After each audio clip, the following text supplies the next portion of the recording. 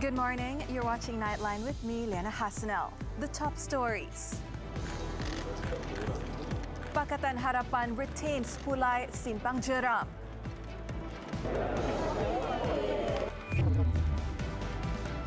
And death toll from Morocco earthquake rises to 1,037.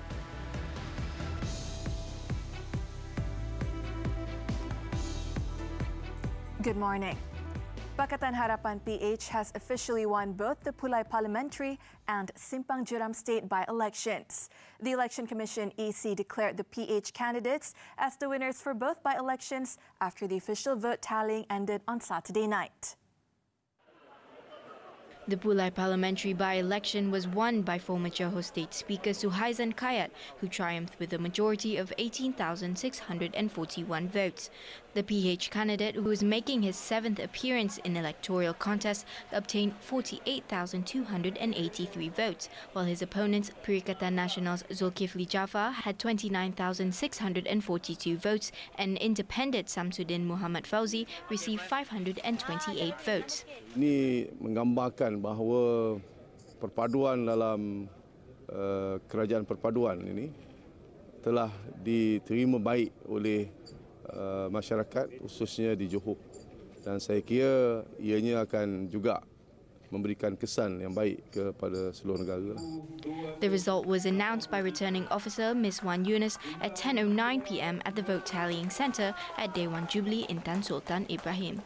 Suhaizan's victory makes him the first MP to be elected with the support of PHBN Alliance, which is part of the unity government. Earlier, Nazri Abdul Rahman retained the Simpang Jeram state seat for PH, winning by a majority of 3,514 votes. He obtained 13,844 votes to beat Dr. Muhammad Mazri Yahya from PN, who received 10,330 votes, and independent candidate businessman S. Jagannathan, who only got 311 votes and lost his deposit.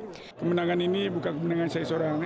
Ini adalah kemenangan tim, di mana tuan-tuan saya maklum pada hari ini, pada pilihan raya pada kali ini adalah gabungan antara Pakatan Harapan dan juga Barisan Nasional.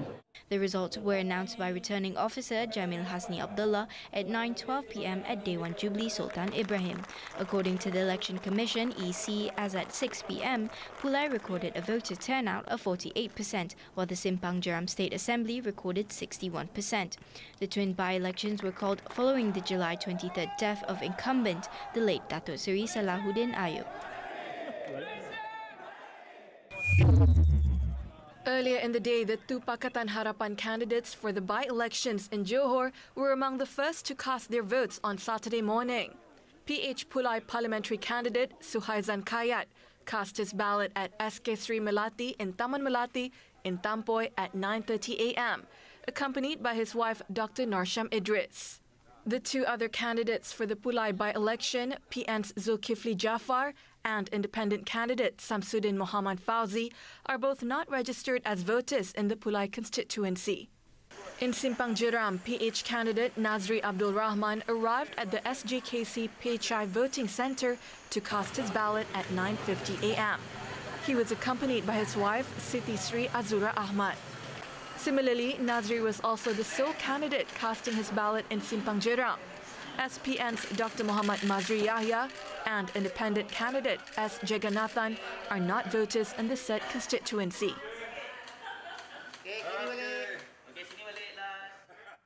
Malaysia cannot afford to be left behind in the rapidly advancing digital and technological era, and thus innovation activities need to be a priority in boosting the country's economic growth.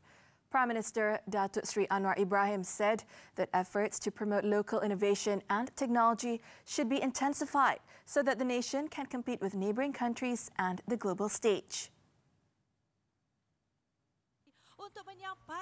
Anwar, who is also Finance Minister, said this in his speech, read by Science, Technology and Innovation Minister Chang Lee Kang at the closing of the Innovation Exhibition 2023 in Cyberjaya on Saturday.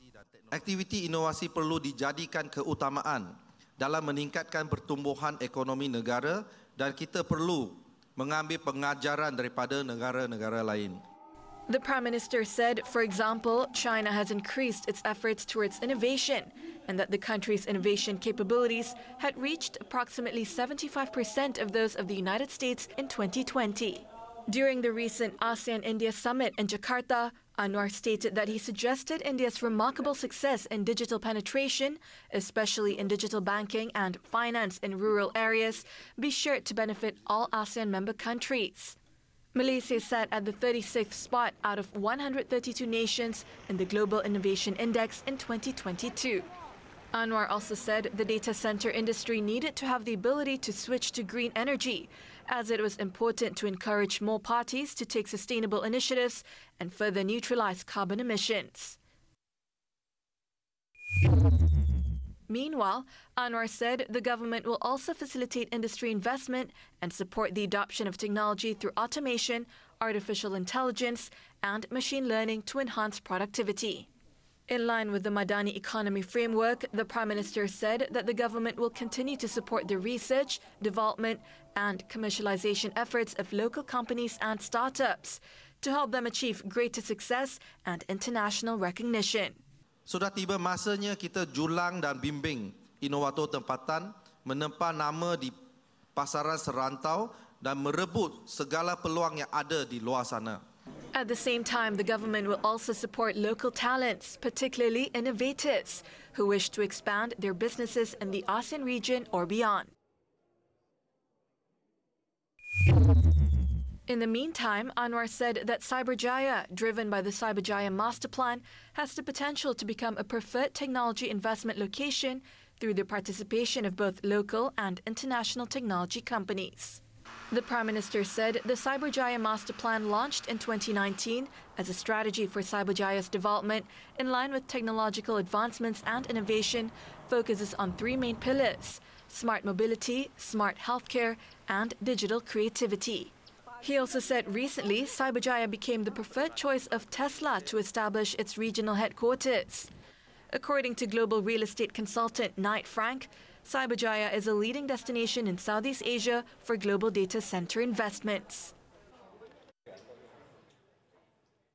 A powerful earthquake in Morocco has killed more than 1,000 people and injured hundreds more, toppling houses in remote mountain villages where rescuers dug through rubble for survivors in the country's deadliest in more than 6 decades. It was reported that the quake struck in the Ighil area of the High Atlas late on Friday night, damaging historic buildings in Marrakesh, the nearest city to the epicenter, while the most badly affected areas were in the mountains nearby. In an updated casualty toll, the Interior Ministry said 1,037 people had been killed and another 672 injured by the quake, gauged by the U.S. Geological Survey at a magnitude of 6.8, with an epicenter some 72 kilometers southwest of Marrakesh. The quake, which hit at around 11 p.m. local time, affected a sweep of the High Atlas mountain range, with tremors were felt as far away as Huelva and Jaén in Andalusia in southern Spain. According to the U.S. Geological Survey, it was Morocco's deadliest earthquake since 1960, when a tremor was estimated to have killed at least 12,000 people.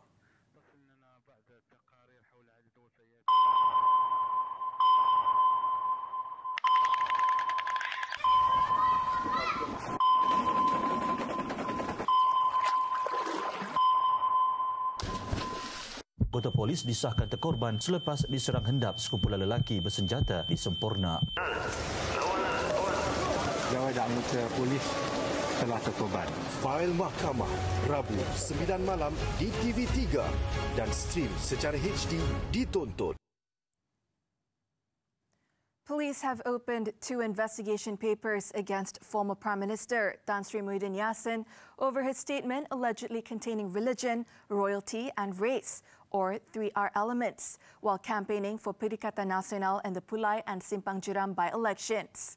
Deputy Inspector General of Police, Datuk Sri Ayub Khan Maidin Piche, said police will call the PN chairman on Tuesday to record his statement. Tan Sri Muhyiddin Yassin, kita dah buka 2 lagi IP ya. Ini susulan kenyataan beliau berhubung dengan yang didakwakan fatwa tu lah, yang katanya fatwa, dan juga kenyataan yang mengatakan orang Melayu akan hilang kuasa. The case is being investigated under Section 505(b) of the Penal Code and also under Section 233 of the Communications and Multimedia Act. Ayub Khan was met by reporters after inspecting the voting process for the Pulai parliamentary seat at the Maktab Sultan Abu Bakar polling centre. Meanwhile, Ayub Khan also reminded political leaders and the community against issuing any statements related to 3R, including when campaigning for the Pelangai State seat by-election in Pahang at the end of this month. Janganlah pula bila kita buka kesiasatan, ditangkap, dituduh, dijatuh hukum, kan? Barulah timbul rasa kesedaran ataupun simpati. Ada yang tak ada pekerjaan, ditangkap, fikir sebelum kita keluar kenyataan. Benda ni dah banyak dah kita cakap. Banyak isu lain yang boleh digunakan untuk kempen pilihan raya ataupun untuk sebagainya. Jangan sentuh isu-isu 3R. He said police are constantly monitoring content on all social media platforms and will open an investigation paper in the event that 3R issues are detected. The preliminary report on the Beechcraft Premier 1 aircraft that crashed in Bandar Elmina, Shah Alam will be released next Friday. Transport Minister Anthony Loke said this was to meet the deadline for the report to be out within 30 days of the August 17th crash. Last week, Loke said it was expected that the preliminary report would be released before Malaysia Day. According to Loke, the report would cover the analysis of the 30-minute voice recording data from the memory puck in the plane's cockpit voice recorder. He also said the report will be published on the ministry's website and handed over to the International Civil Aviation Organization. On August 17th, the 6-seater aircraft crashed near Elmina during its approach to Subang Airport from Langkawi, killing 8 people, including 2 motorists.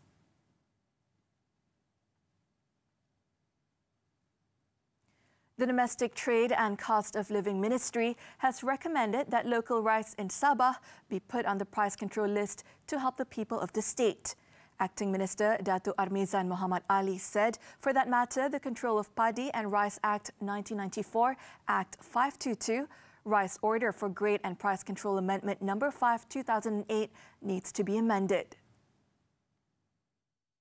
Di Sabah yang juga menghadapi masalah kos sara hidup dengan kita membuat pindaan kepada perintah tersebut supaya Sabah juga boleh menikmati bekalan harga beras putih tempatan tambahan daripada Semenanjung Malaysia, yang kedua pada harga kawalan RM2.60 tersebut.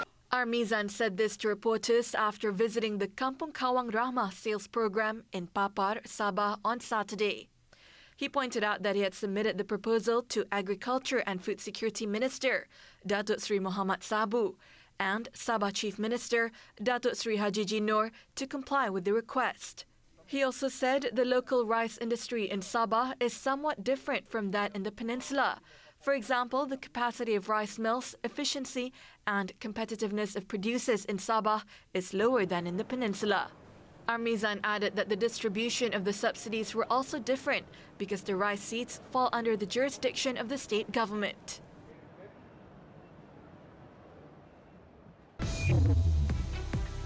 After this breather, record rain in parts of Japan after tropical storm. Stay tuned.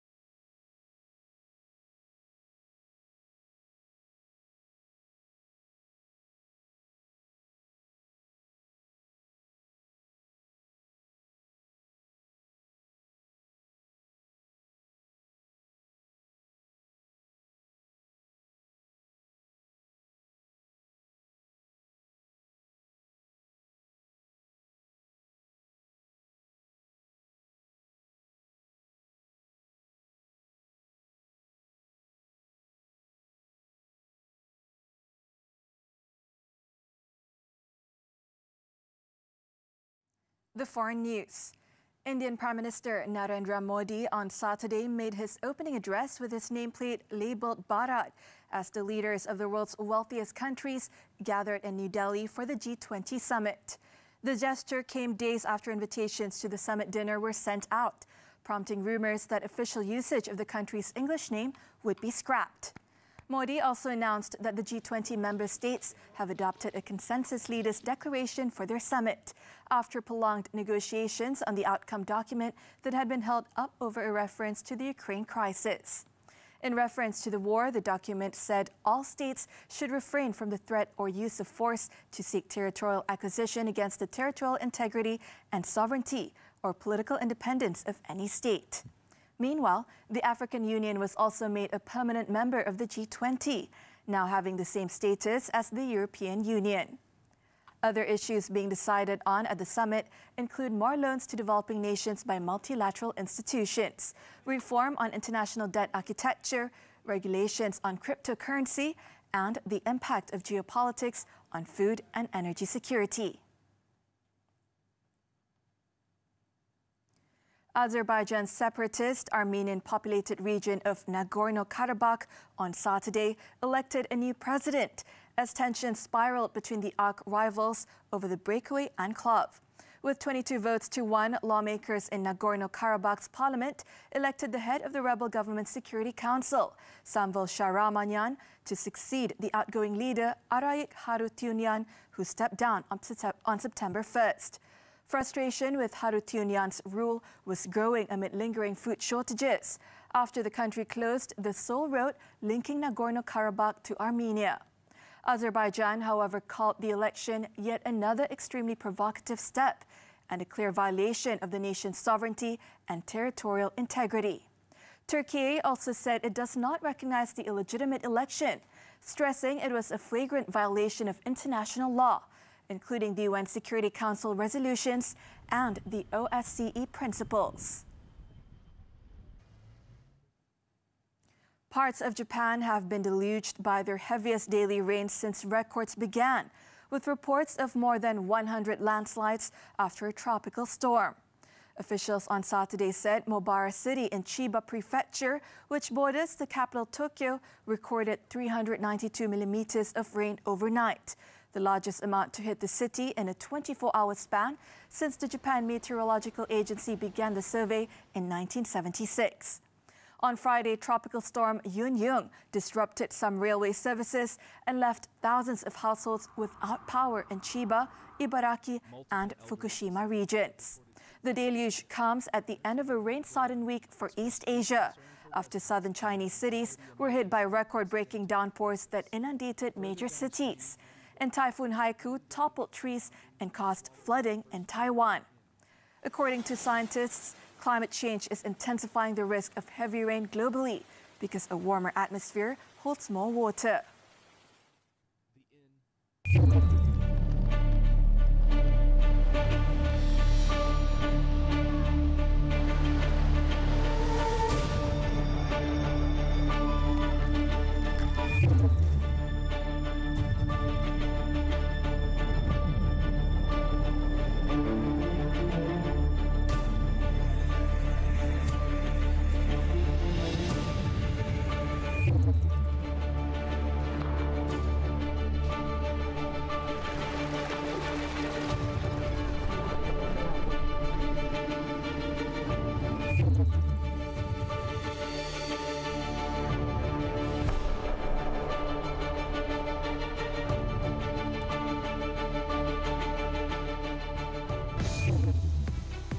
Harry Mamalaya show their claws. Sports when we come back.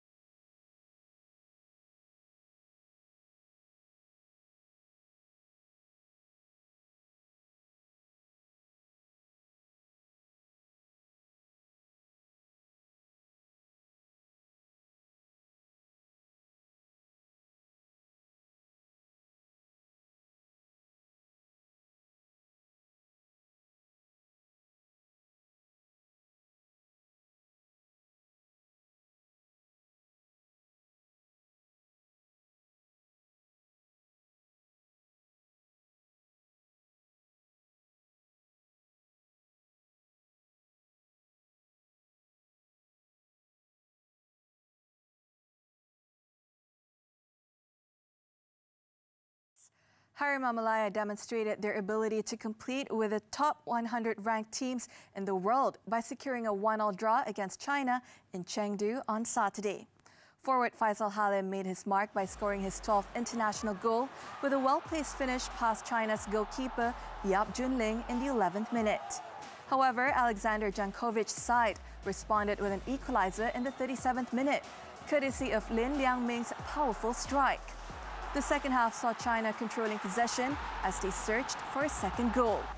The match took a concerning turn in the 85th minute when an aerial collision between defender Shami Safari and China's Li Shuai led to the latter being taken off the field in an ambulance. Despite the tense second half, the score remained 1-1 until the final whistle.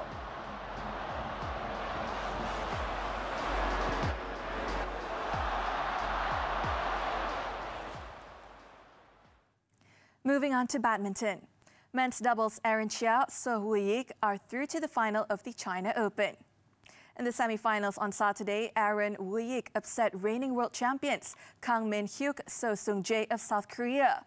The world number 6 Malaysians will take on world number 3 Liang Wei-keng, Wang Chang of China next for the crown. Since the introduction of the World Tour in 2018, Aaron Hui-yik have reached 3 Super 1000 finals. However, they have yet to win a World Tour title. Meanwhile, the campaign of 2 national mixed doubles pairs fizzled out in the semi-finals after failing to their respective opponents. The match at the Olympic Sports Center Gymnasium in Changzhou saw Chen Tangji, To Yi-wei going down 16-21 to French pair Tom Jikel, Delphine Delroux in the first set. Despite an aggressive attempt by the Taiwan Open 2023 champions to drag the game to a rubber set after being tied at 7-7, the Malaysians lost 13-21 to the French players in the second set. Also facing the same fate were Tan Kian Meng and Lai Pei-jing, who were shown the exit by So Sung-jae and Cha Yu-jung of South Korea in the 1921 11-21 battle, which lasted 34 minutes. Both Malaysian pairs will compete at the Super 500 Hong Kong Open next week. On to tennis. Novak Djokovic is back in the US Open final for a record-tying 10th time after a 6-3, 6-2, 7-6 victory over unseeded American Ben Shelton. Playing his 100th match at the Hartcourt Major, the 3-time champion demonstrated why he is widely considered the best returner of all time. The Serbian showed great anticipation and hands to neutralize Shelton's thunderous serve, clinching victory after 2 hours and 40 minutes against the 20-year-old, who was the youngest American to reach the last 4 since Michael Chang in 1992. 36-year-old Djokovic will seek a 4th trophy at Flushing Meadows and a 24th Grand Slam title overall on Sunday, and would be the oldest man to win the event in the Open era, which began in 1968. In the final, he will face 2021 US Open champ Daniil Medvedev. Regardless of Sunday's outcome, number 2 seed Djokovic will replace number 1 Alcaraz at the top of the ATP rankings on Monday. In another match, Daniil Medvedev upset defending champion Carlos Alcaraz in an enthralling semi-final duel to reach the US Open on Friday. Russian third-seed Medvedev set up a rematch of his 2021 victory over Djokovic after ousting Alcaraz 7-6, 6-1, 3-6, 6-3 in a gripping 3-hour, 19-minute battle on the Arthur Ashe Stadium court. Alcaraz had been hoping to become the first man to successfully defend the US Open since Roger Federer in 2008, but Medvedev, who shattered Djokovic's dream of a calendar year Grand Slam 2 years ago by beating the Serb in straight sets in the final in New York, once again tore up the script. When we return, 21 students stung by wasps in hiking mishap. Don't go away.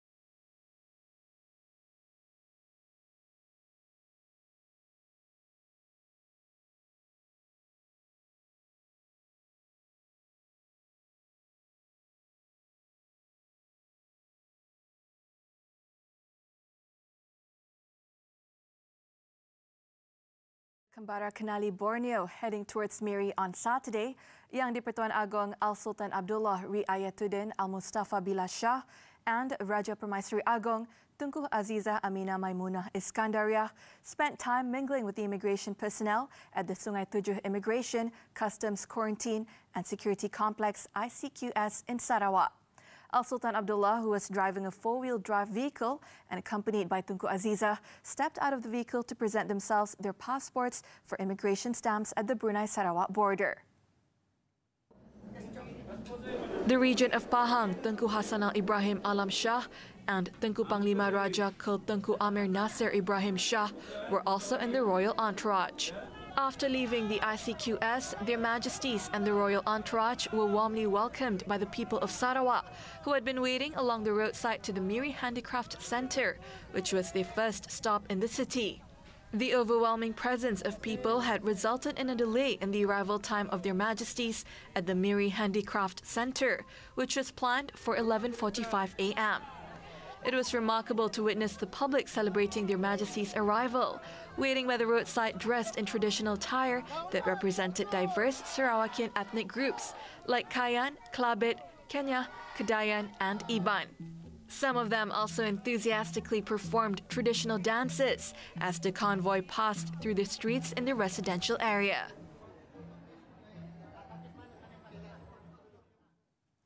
A group of 21 secondary school students and 10 teachers were hurt after they were stung by wasps while hiking at a resort in Sungai Lepoh, Hulu Langat. A Civil Defence Force spokesman said that following the attack at around 1:50 p.m., 6 students were rushed to the Ampang Hospital. Another 25 students and 10 teachers were sent to the Batu 14 Health Clinic in Hulu Langat for further treatment. The 6 students who were admitted are reported to be in stable condition, and those who have been hurt received first aid at the location of the incident. The victims were part of a group of 133 students and 10 teachers from a secondary school in Shah Alam, who have been at the resort since Friday for a leadership camp.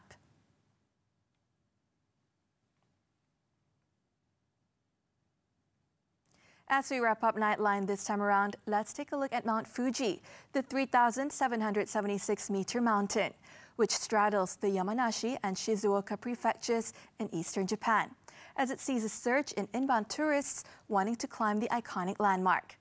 I'm Lena Hassanel. Thank you for watching and have a restful Sunday.